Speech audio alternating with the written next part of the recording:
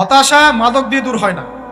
হতাশা দূর হবে, বলে দিব, তিনটা জিনিস, মাত্র তিনটা। কয়টা ভাই? এক, 5 ওয়াক্ত নামাজ। এক কি? নামাজে আপনি অজু করে সেজদা দেন, ইনশাল্লাহ আপনার মনে প্রশান্তি না আসলে আমাকে এসে বলেন যে আসে নাই। চোখের পানি, মনের আবেগ যা আছে আপনার ভিতরে, কষ্ট, দুঃখ, যন্ত্রণা, সব আল্লাহকে ঢেলে দিবেন ইনশাল্লাহ। নিজের আবেগ ধরে রাখবেন এখানে, আপনি আল্লাহর জন্য ঢেলে দিবেন। মানুষকে আবেগ দেখা কি লাভ? মানুষ আপনার চোখের পানির মর্ম বুঝবে?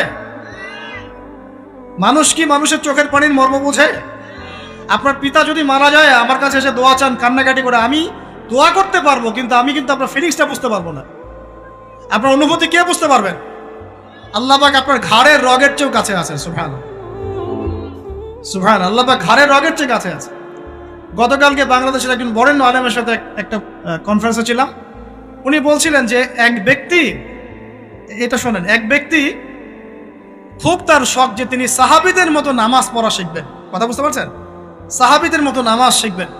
তো একজন বরেণ্য আলেমের কাছে এসেছেন, এসে বলছেন যে আমাকে সাহাবীদের মতো নামাজ শিখিয়ে দেন। তখন সেই আলেম আরেকজন আলেমের সন্ধান দিয়েছেন, যা তুমি তার কাছে যাও, তিনি শেখাবেন।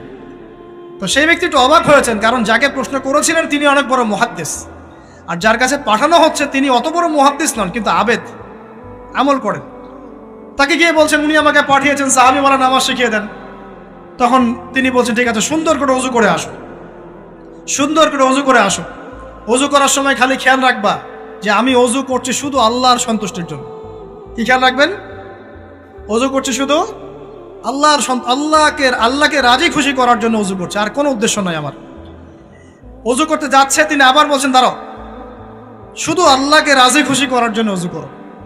আবার শুরু করছেন, আবার বলছেন শোনো, শুধু আল্লাহকে রাজি খুশি করার জন্য ওযু করো। এভাবে বলতেই আছেন, নামাজে দাঁড়িয়ে আছেন, দাঁড়ানোর আগে বলছেন শোনো, শুধু আল্লাহকে রাজি খুশি করার জন্য নামাজ পড়ো।